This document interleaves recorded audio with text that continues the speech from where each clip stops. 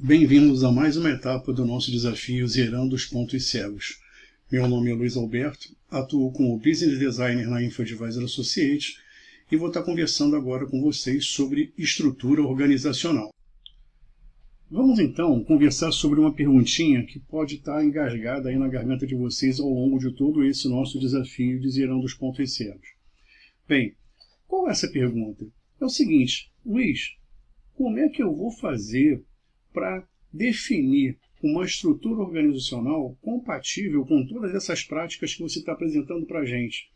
A gente tem uma cultura aqui, a gente tem vários paradigmas já enraizados aqui ao longo desses anos da empresa, e a gente vai estar olhando para a nossa estrutura organizacional e está vendo que não tem nada compatível com aquelas práticas que você apresentou. E isso é uma coisa fundamental, porque a gente não pode trabalhar com tamanho de desalinhamento. Então, o que a gente queria de você? A gente queria uma referência, alguma orientação, uma luz sobre como é que a gente pode definir, configurar uma estrutura organizacional compatível com essas práticas.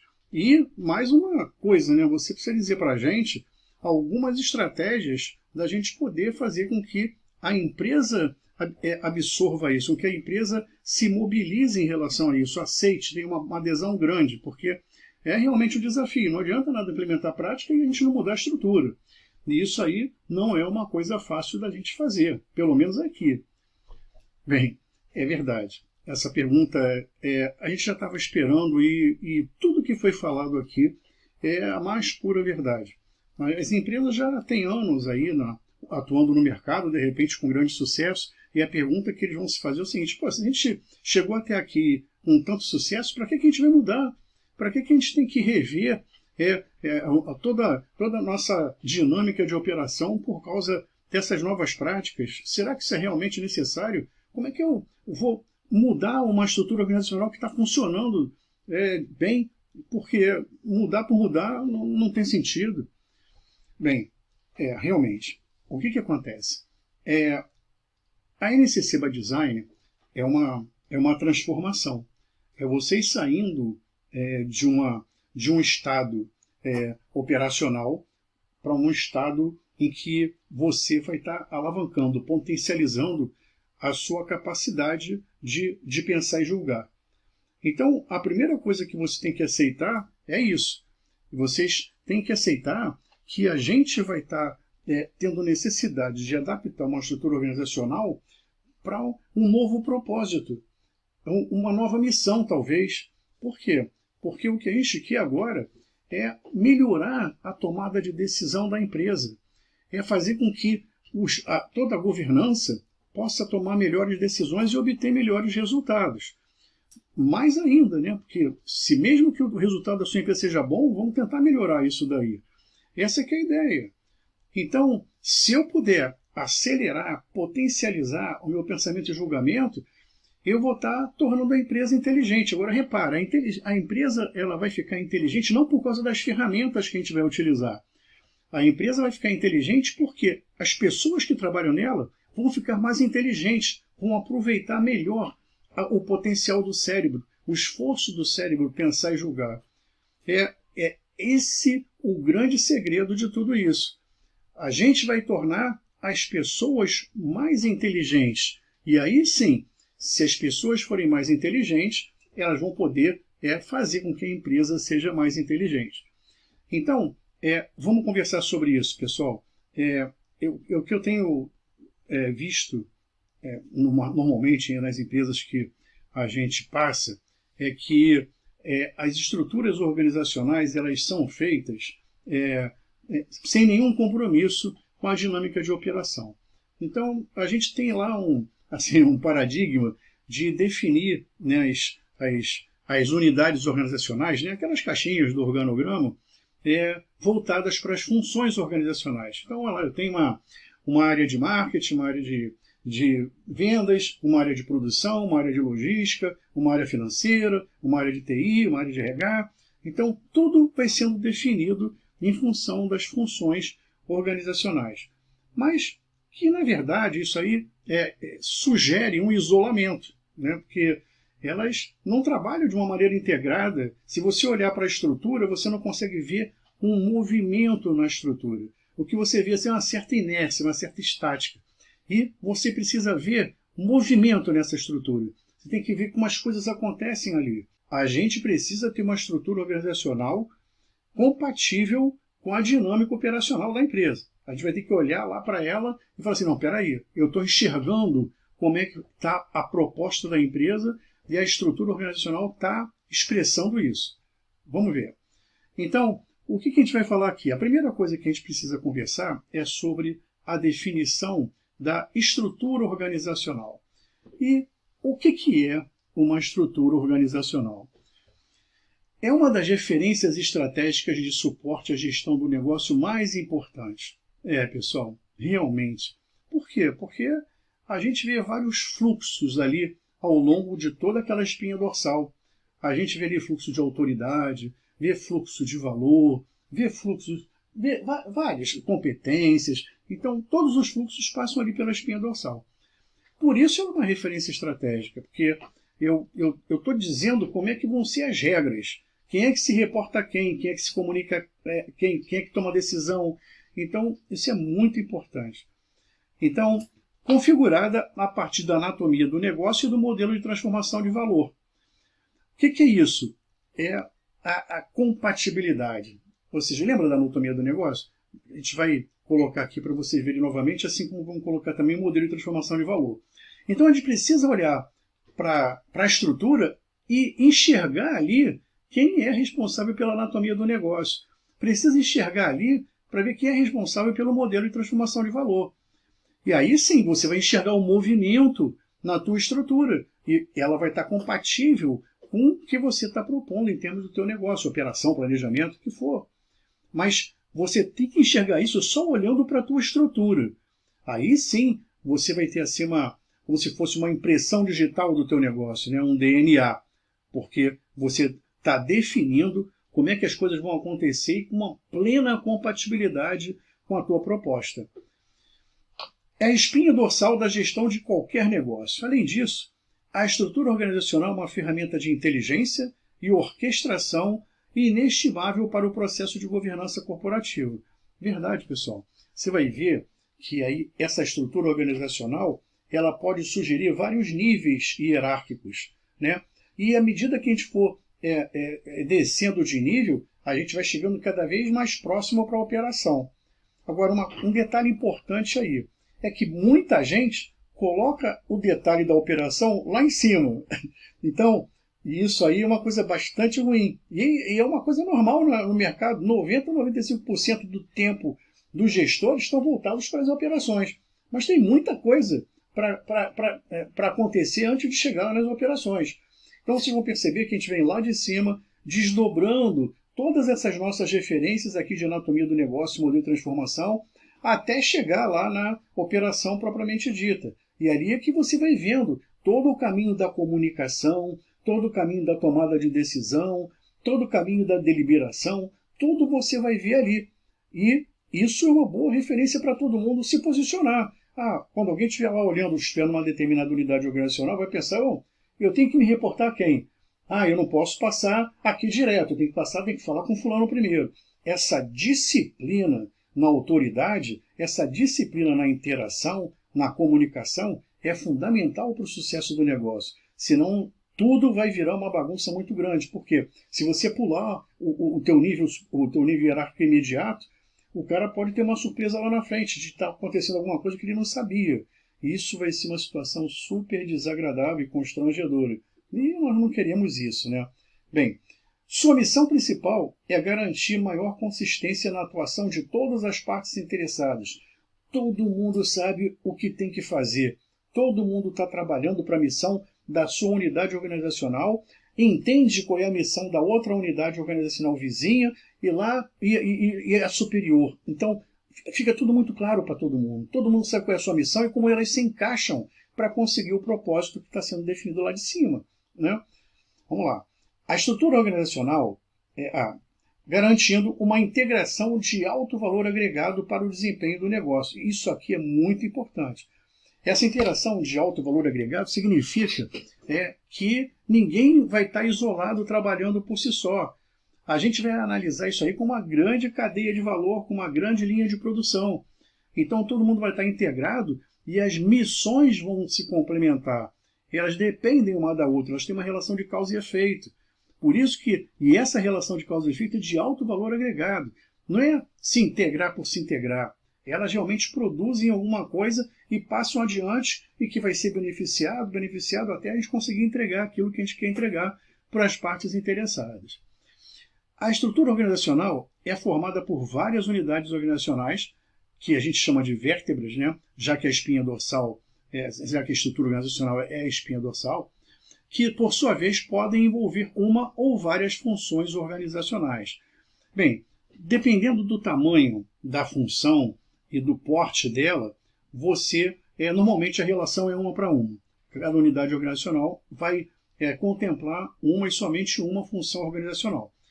Mas quando a função organizacional é muito pequena e ela não envolve um esforço muito grande, tem poucos serviços internos para poder oferecer, aí vale a pena vocês colocarem também dentro de uma unidade organizacional que já tem uma função organizacional principal. Claro que elas têm que ser compatíveis funcionalmente, né? Mas você pode ter, sim, unidades organizacionais contemplando mais de uma função organizacional. Então, pessoal, o nosso desafio é obedecer isso daqui e definir aqui uma estrutura totalmente compatível com as práticas da NCC by Design e com um propósito bem definido. Nós temos que enxergar o movimento da nossa proposta de negócio nessa estrutura. Se isso não acontecer, a gente vai ter falhado com o nosso objetivo. Bem, vamos começar a construir então a nossa estrutura organizacional. Como a gente falou, uma das referências que a gente vai olhar para enxergar o movimento na estrutura organizacional é a anatomia do negócio. E o que é a anatomia do negócio? São esses 4 grandes contextos aqui que foram agrupados em 2 hemisférios, um hemisfério de design e outro hemisfério de operações. Então aqui a gente constrói o nosso modelo de negócios, aqui a gente está alinhando o modelo de negócios ao mercado, né? Sempre ali olhando e acompanhando as transformações para poder alterar o nosso modelo de negócio, tornar ele sempre compatível, com o documento vivo. Aqui a gente está olhando a gestão do negócio, que é toda a operação, né? Todos os ambientes, né? Ambiente de negócios, um ambiente externo, interno, organizacional, ambiente operacional, crescimento, governança, cognição. Então, todos os ambientes que tratam da gestão do negócio.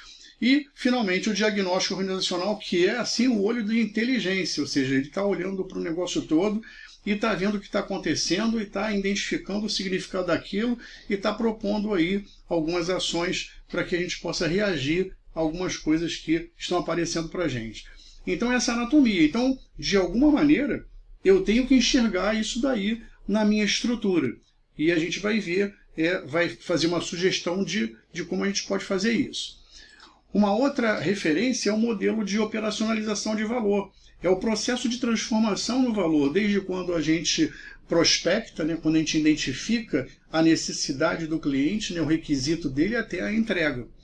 Então, o que a gente buscou de lá? Tudo começa com a dinâmica de valor, e aí a dinâmica de valor já é responsável por formatar, configurar a cadeia de valor, e na cadeia de valor, então, que a gente chamou de corpo, né, a gente depois olha para lá e vê quais são os grandes mapas de processos, as grandes rotinas que a gente vai ter que executar, que a gente chamou de redes neurais, que é a alma da cadeia de valor, é o que dá vida à cadeia de valor. A gente tem o mercado interno, que é uma maneira da gente viabilizar essas 2 grandes estruturas, cadeia de valor e redes neurais. Agora vamos organizar a casa para ver como é que a gente vai fazer isso. Como é que a gente pode extrair o potencial que está latente aí nessas 2 grandes estruturas? É o mercado interno de serviços, e uma vez tendo o mercado interno de serviços, é quem vai produzir, quem vai viabilizar a nossa plataforma de negócio, que é assim o nosso grande objetivo. A gente fez tudo para poder chegar aqui e vender os nossos produtos e serviços. Então tem toda uma grande interação aqui, é muito interessante o projeto da plataforma. Então, pessoal, essa é uma referência que a gente também vai ter que ver na nossa estrutura organizacional. Principalmente essa, porque isso aqui é um movimento assim que incrível, né? E ele é uma ferramenta, como a gente falou, super importante para a governança, porque a governança vai olhar, peraí, deixa eu ver como é que está a minha dinâmica, está fazendo o que tem que fazer, está passando o que tem que passar para a cadeia está passando, está criando as redes neurais, as rotinas, em que o mercado interno está representando, realmente está explorando o potencial dessas duas estruturas. Tudo isso tem que ter um pai, pessoal. Isso é muito importante, isso aí não pode estar esquecido em lugar nenhum. Cada funçãozinha dessa aqui tem que ter um pai. Ah, Luiz, um pai pode ser responsável por vários contextos desse daqui. Eu não aconselho, porque são coisas extremamente diferentes, são coisas que sugerem uma dedicação integral do tempo de quem fica responsável por isso, uma integração fundamental, enxergar essa integração entre todas as partes é muito importante. Agora, tem que realmente existir uma pessoa dedicada a cada função dessa daí. Então, isso daí, mais uma vez, a gente tem que poder enxergar esse movimento na nossa estrutura organizacional. Se a coisa não acontecer dessa maneira, esquecer alguma coisa, você não colocar, não tiver representado lá, aí pode ser que alguma coisa aconteça em termos de comunicação, em termos do desenvolvimento do teu negócio, né? Isso aí não é uma coisa boa. Então, é mais uma referência que a gente vai estar olhando. E agora, uma última referência que é um desdobramento lá da anatomia do negócio, que são os ambientes de gestão de negócio. Isso é muito importante, porque isso aqui é que vai dar vida a tudo, né? Tudo passa por aqui, ó. As oportunidades são entregues, aí eu gero proposta de valor para essa oportunidade, aí eu gero a cadeia de valor para essa proposta, aí eu mobilizo as capacidades que eu preciso, né? Competências e recursos, e aí aqui eu vou executar aquilo que eu planejei aqui, e aí vou medir o crescimento em função da minha franquia, né? Em função do que eu estou vendendo, em função do meu relacionamento, das experiências que eu estou tendo, e aqui a parte de governança e cognição. Então, pessoal, vocês reparem que existe uma relação de causa e efeito entre todos os ambientes. Aqui você vê um movimento naturalmente acontecer. E é isso que a gente tem que enxergar, a gente tem que traduzir isso lá na nossa estrutura organizacional. A gente tem que passar a olhar a estrutura e continuar enxergando esse movimento, essa relação de causa e efeito. Eu coloquei para vocês aqui uma coisa importante, que é o SWOT, que muita gente tem dificuldade de ver, de desenvolver uma solução de SWOT que esteja correta. Não vou aqui dizer porquê, mas eu vou explicar só o grande segredo. Você precisa de 3 referências para fazer o SWOT. Primeiro, das oportunidades de negócio, das propostas de valor e da cadeia de valor. Aqui a gente está falando de oportunidade de negócio, aqui está falando de capacidade de atendimento, aqui a gente está falando de capacidade de entrega. Então, é simples, pessoal. Vocês precisam fazer o SWOT no nível de cada oportunidade de negócio. Não pode fazer um SWOT geral para a empresa, isso não existe, vai dar erro, vocês não vão conseguir ser felizes.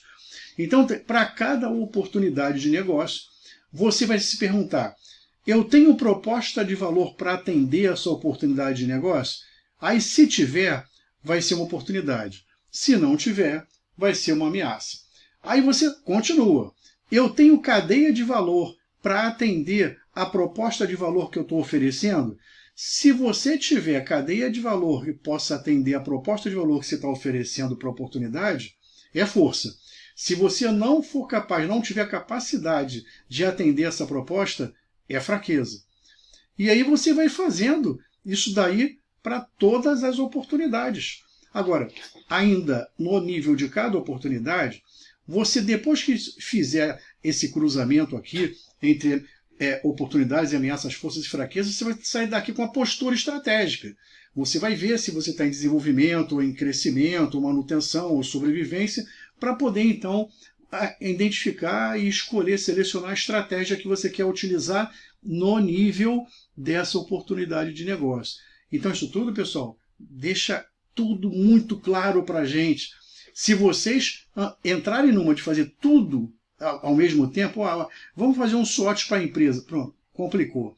E outra coisa, tem muita gente que gosta de, assim, deixar fixo a lista de oportunidades e a lista de ameaças, a lista de forças e a lista de fraquezas. Fica fixo isso aí. Eles vão escolhendo dali quando surge lá qualquer coisa. Pode ser até a oportunidade de negócio. Isso, pessoal, é um grande erro. Por quê? Porque uma proposta de valor que pode ser uma oportunidade em função dessa oportunidade, a oportunidade de negócio, ela pode ser uma ameaça em função de outra oportunidade de negócio. E, na verdade, é a mesma. Então não pode deixar fixo a oportunidade de ameaça, porque ora ela pode estar de um lado, ora ela pode estar do outro. Porque aqui a demanda da oportunidade de negócio muda. E aí tem que mudar também a tua perspectiva sobre a proposta de valor. E aqui é a mesma coisa. Eu tenho aqui, não posso ter uma lista de forças e uma lista de fraquezas. Por quê? Algum fator de produção que hoje é força em relação a uma proposta de valor, amanhã pode ser fraqueza em relação a outra proposta de valor. Então, não pode ter nada fixo aqui. E aí é que acontecem os erros em função do SWOT. O pessoal acaba desprezando essa ferramenta. É uma super ferramenta de inteligência e, às vezes, ela fica aí meio negligenciada por causa dessas dificuldades. Então, pessoal, eu falei aqui sobre 3 grandes referências para a gente poder, então, montar a nossa estrutura organizacional. Vamos então ver qual vai ser o próximo passo. Então, vamos começar a construir uma estrutura organizacional de referência para que a gente possa derivar aí as nossas estruturas, né, adaptadas aos nossos modelos de negócio. Bem, como vocês estão vendo aqui, quando vocês olham a assembleia, falam, assembleia no meu modelo de negócio. Bem, pessoal, isso aqui é característico daquelas empresas de capital aberto, né? Tem que ter assembleia de acionistas. Mas se você quiser mesmo, pode até colocar aqui a assembleia dos proprietários, a assembleia dos fundadores, alguma coisa assim, pode até ter. Depois eu tenho o presidente do meu conselho de administração. No caso da empresa aberta, isso aqui é muito importante. Tem que ter um presidente do conselho. E esse presidente do conselho, o contexto onde ele vai atuar é na anatomia do negócio. Você vê que a visão macro dele, o movimento que ele tem que enxergar, é sobre a anatomia do negócio. Então, repara, tem alguém olhando para isso, tem um pai, a anatomia tem um pai. Então, estou enxergando isso daqui. O presidente do conselho, ele recebe o suporte de uma secretaria de governança, porque tem muita coisa, tem o acompanhamento das reuniões do conselho, fazer pauta, entrar em comunicação, mandar aviso, marcar reunião, e é uma coisa bem complicada isso daqui, é bem dinâmica. Então, realmente tem que ter alguém que faça uma assistência para o presidente do conselho.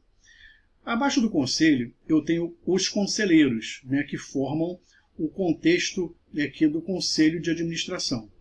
Então, vou ter vários contextos, e esses contextos são os contextos de anatomia do negócio. Então, aqui eu vou ter um conselheiro para o design do negócio, um conselheiro para planejamento estratégico, um conselheiro para gestão do ambiente de gestão, conselheiro para diagnóstico. Então, fechando aqui a anatomia. Então, repara, o presidente vai tocar a anatomia, mas ele tem um conselheiro para cada contexto da anatomia.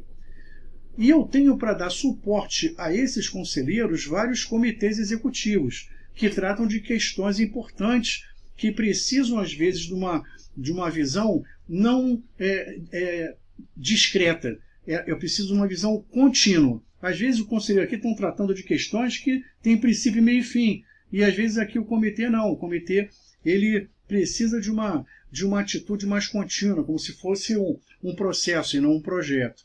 Essa que é a ideia.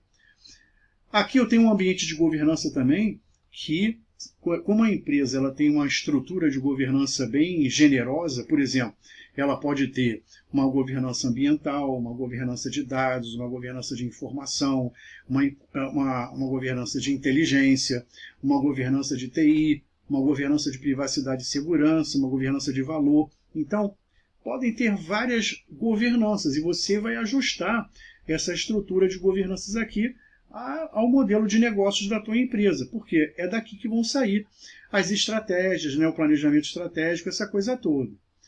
Bem, embaixo do conselho, lidando direto com os conselheiros de administração, eu tenho o CEO da empresa, é o presidente, né? E esse cara ele vai falar, vai tratar direto da transformação de valor, que é aquela outra referência que a gente mostrou lá atrás, né? Da operacionalização do valor. Como é que aquilo se transforma desde a dinâmica, né? Passando pela cadeia, passando pelas redes neurais, passando pelo mercado interno e chegando lá na plataforma de negócio. Então, o CEO vai estar olhando todo esse modelo daqui. E o que ele enxerga é isso daí. Ele está recebendo daqui do conselho diretrizes, políticas, princípios, um monte de referência, e ele está traduzindo essas referências e está tocando aqui o negócio dele em cima da transformação de valor. Isso que ele tem que ter pregado lá na parede dele, é um modelo de transformação. E ele é assistido também por uma secretaria da diretoria, que vai atender não só ele, mas vai atender também as outras diretorias, em termos de agenda também, em termos de documentação, e ter 1000 atividades aí que eles vão poder atender, aí, dar uma força para a diretoria em si. Agora, eu tenho aqui também um ambiente de crescimento. Repara que eu já estou tratando aqui naqueles ambientes de gestão. Eu trouxe para cá um ambiente de governança, que é a estrutura de governança, e vou tratar aqui um ambiente de crescimento, porque eu preciso saber como é que está o meu desempenho do negócio. E eu vejo isso através de quê? Da franquia de relacionamentos, né? Como é que está a minha atração, como é que está a minha retenção, como é que está a minha fidelização, como é que está a minha participação, né, no orçamento das partes interessadas. Isso tudo é muito importante. Então é pela franquia que eu vou estar olhando, pode ser até um painel de controle, como é que está o desempenho do meu negócio. E vou definir aqui planos de crescimento, planos diretores para cada função organizacional. Vou definir aqui o Balance Scorecard, que é um desdobramento da minha estratégia em ação. Enfim, o ambiente de crescimento vai me permitir orquestrar o meu negócio, saber como é que as coisas estão andando. Agora, embaixo do meu CEO, eu tenho as diretorias, que tem que ser uma diretoria para cada contexto de transformação de valor. Porque, como eu falei anteriormente, é preciso um pai para cada contexto daquele. Porque é um contexto que tem assim, um timing diferente, que tem uma demanda diferente, que tem, às vezes um é muito intenso em função do que está acontecendo no modelo de negócio, no ambiente de negócio, o outro é menos intenso, enfim. Eles precisam estar 24 horas por dia no contexto deles. Então, precisaria aqui um diretor para cada contexto desse daqui. Então, pessoal, em linhas gerais, assim, numa situação bem macro, essa seria uma estrutura organizacional ideal para que vocês possam ter ali entender uma linha de autoridade, uma linha de comunicação, né? Vocês poderem ver direitinho aqui como é que a coisa toda acontece.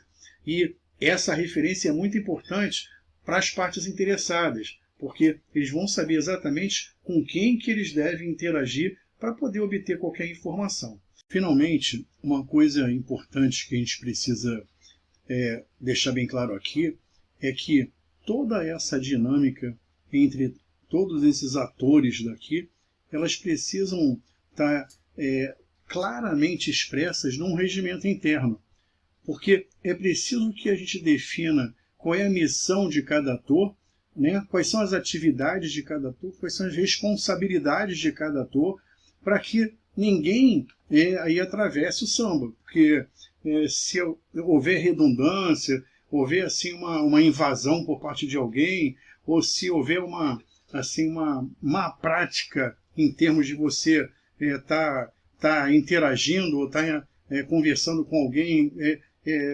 passando por cima de outro ator, isso aí não vai ser uma coisa boa. Então, a gente tem que deixar todas as regras muito bem definidas. Uma delas pode ser a frequência com que esse pessoal vai se reunir, até onde a amplitude das ações deles, se eles vão meter a mão na massa ou não, se eles vão presidir algum comitê executivo, quais são as condições para que eles possam presidir algum comitê executivo. Todo comitê executivo tem que ser presidido pelo menos por um conselheiro. Então essa aí que daí um conselheiro pode presidir vários comitês, mas cada comitê tem que ser presidido por pelo menos um conselheiro. Então, é muito importante a gente definir como é que vai ser a dinâmica dessa estrutura, porque senão as coisas podem ficar meio complicadas e a gente não conseguir obter o resultado que nós queremos. Então, acho que deu para dar uma ideia a partir daqui, mais uma vez lembrando que isso não é um framework, é só simplesmente uma sugestão de estrutura para que vocês possam dar uma estudada e ver o que tem em comum aí com o modelo de negócio de vocês. Para ficar mais claro, vamos abrir aqui o Conselho de Administração para vocês poderem saber que tipo de comitês a gente pode ter aqui dando suporte ao Conselho. Vamos fazer isso então. Bem, vamos colocar aqui o Conselho de Administração. A gente sabe que ele vai ter que abordar os contextos de anatomia do negócio, né?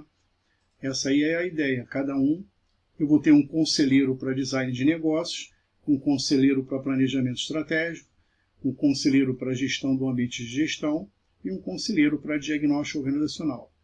Aí vocês vão perguntar, Luiz, posso ter outros conselheiros aqui? Pode. O que eu estou colocando para vocês é o seguinte, é o básico. Vocês têm que poder identificar o movimento do teu negócio dentro da estrutura. Mas você, em função de alguma característica, de alguma circunstância, de alguma situação, talvez seja necessário você colocar outras experiências aqui, né? Outros conselheiros com experiências em outras coisas para poder complementar aquilo que você precisa. Então, mas essa aqui é a linha básica de conselheiros que eu tenho que ter. Pelo outro lado, além desses conselheiros daqui, eu posso ter um comitê de riscos, compliance e auditoria, comitê de inteligência corporativa, comitê de business design, comitê de privacidade e segurança, comitê de finanças e remuneração, comitê de transformações organizacionais. Então, todos esses comitês aqui, pessoal, eles são opcionais. Você vai definir, né, vai configurar, vai montar, vai implementar um comitê de acordo com as demandas do teu negócio. Então, isso daqui são os principais comitês. Podem existir outros comitês? Podem existir vários outros comitês. A ideia de você formar um comitê é para você poder tratar de uma coisa que não é tratada com os conselheiros que estão definidos, os conselheiros oficiais. Então, quando tem alguma coisa fora desse contexto que você precisa tratar, você cria um comitê para tratar. E esse comitê pode ser fixo ou pode ser temporário. Ele vai durar enquanto ele for necessário. Então, se de repente ele cumprir com a missão dele e você não precisa mais, você pode desfazer o comitê. Um detalhe importante aqui, lembrando, a gente já falou isso, é que cada comitê desse daqui precisa ser presidido sempre por um conselheiro de administração. Um conselheiro de administração pode presidir vários comitês, mas é necessário que a presidência seja exercida por um conselheiro. Então, essa estrutura já começa a dar forma para o meu conselho. E é muito importante, pessoal, eu imaginando com que frequência esse pessoal vai se reunir, até onde eles podem ir. Então, isso aqui vai estar escrito no regimento interno, quais são as responsabilidades, quais são as atividades, como vou avaliar os conselheiros de administração e a mesma coisa para os comitês. Isso tudo tem que estar muito bem definido para a gente não ter problema aí, né? A gente poder, quando alguém for assumir alguma função que esteja dentro dessa estrutura de governança, a gente dá um manualzinho para ele, que é o regimento interno, ele poder saber bem o que cada um faz. Então aqui eu vou estar dando suporte ali ao meu ambiente de governança, né, que ela apareceu no slide passado, e a mesma coisa a Secretaria do Conselho. Vai estar aí fazendo meio de campo aí, tentando organizar a documentação, a agenda, né, as reuniões, documentar as reuniões, e preparar as atas, distribuir as atas, enfim, tem um monte de coisa aí que a Secretaria do Conselho pode estar fazendo. Então, pessoal, numa linha geral, o Conselho de Administração é isso, vai tratar dentro dos contextos de anatomia do negócio. Conselheiro, garante isso aqui, pode ter mais conselhos? Pode ter mais conselheiros? Pode. Mas, basicamente, é isso aqui para a gente enxergar. Já conversamos sobre a dinâmica operacional do Conselho de Administração e agora a gente vai conversar sobre a dinâmica do CIO, né, e das suas diretorias. Então, como é que isso acontece aqui? Primeiro, agora está falando de transformação de valor, aquela outra referência que a gente deu, né, no modelo de operacionalização de valor, que compreende lá a dinâmica de valor, a cadeia de valor, as redes neurais, o mercado interno, a plataforma de negócios. É isso que a gente vai ver aqui. Então, na proposta que a gente está fazendo, teria que existir um diretor, pelo menos, para cada contexto de transformação de valor. Então, a gente vai ver aqui, ó, primeiro, diretor de mercado externo, dinâmica de valor. Diretor de suporte ao negócio, compreende a cadeia de valor e as redes neurais corporativas. Diretor de operações, compreende mercado interno e a plataforma de negócio. As outras duas são diretorias de apoio ao negócio, né? Planejamento e administração são diretorias genéricas que vão tratar aí dos assuntos, outros assuntos do negócio. Mas o movimento que a gente tem que enxergar da transformação de valor está todo aqui, ó. Estou enxergando ele aqui, ó, uma estrutura. Ó. Repara, o mercado interno passa para o suporte ao negócio, que passa para operações, e aí eu estou ali controlando, eu vou controlar o ciclo da operacionalização de valor aqui. Então, reparem uma coisa que é muito importante. Toda essa estrutura que a gente está colocando, vocês têm que imaginar o seguinte, olha, vamos colocar essa diretoria, por exemplo, aqui, numa mesa, e vamos ver como é que as reuniões vão acontecer. Vamos ver se essas reuniões vão ser produtivas ou não. Vamos ver se esse pessoal vai conversar de uma maneira integrada ou isolada. Vamos ver se eu estou conseguindo entender qual é o desempenho do meu negócio com esses caras na mesa. Então eu dou a palavra primeiro. Cara, diretor de mercado externo, por favor, faça a sua colocação. Então ele vai fazer a colocação dele e vai explicar direitinho como é que está o mercado externo, em termos de oportunidade de negócio, em termos de proposta de valor, que vai passar aqui para o suporte ao negócio, ele vai dizer como é que está a capacidade dele de entrega, né, a cadeia de valor e as redes neurais, que vai passar aqui para o diretor de operações, que vai compreender o mercado interno, que é o cara que viabiliza toda essa estrutura da cadeia de valor e de rede neural corporativa. Então, repara que esses caras, eu tenho quem eu tenho que ter na minha frente para entender como é que o negócio está andando. Isso é muito importante para o CEO, que ele está acompanhando toda a transformação de valor. Se eu coloco esses caras isoladamente, ou se eu coloco aqui, marketing, coloco aqui recursos humanos, coloco aqui operações, ou então TI, cara, isso não vai me dizer nada. O que me diz são esses blocos que vão definir como é que o meu negócio deve andar, que vai definir o movimento do meu negócio. E aí sim as minhas reuniões vão ser mais produtivas. A mesma coisa lá na frente, com os conselheiros. Se eu não colocar lá um conselheiro para cada contexto lá de anatomia do negócio, a coisa também vai ficar complicada, vai ficar um buraco ali, não vou conseguir conversar de uma maneira integrada. Isso prejudica tremendamente a gestão.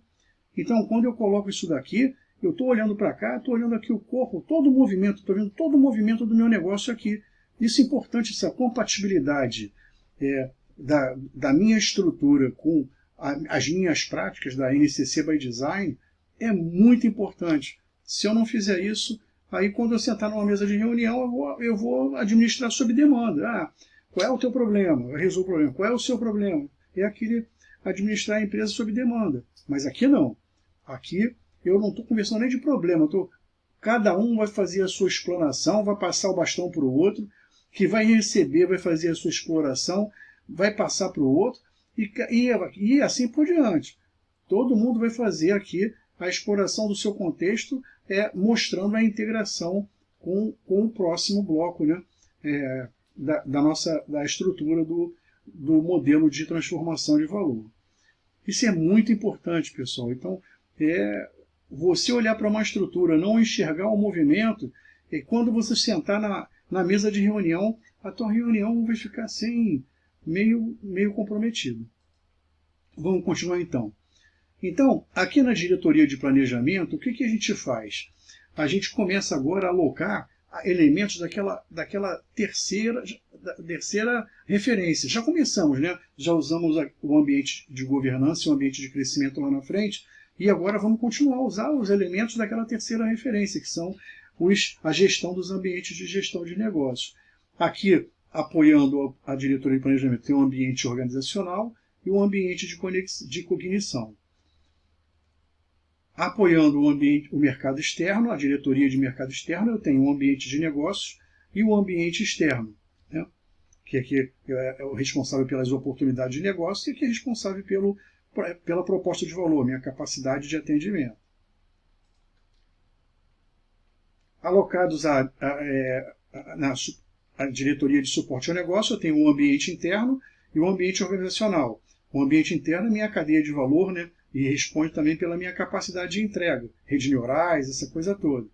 E o ambiente organizacional compreende grande parte da TI, né? Que é TI infra, TI sistemas, TI redes digitais, TI privacidade e segurança e o RH em termos de capacidade, né? Em termos de know-how.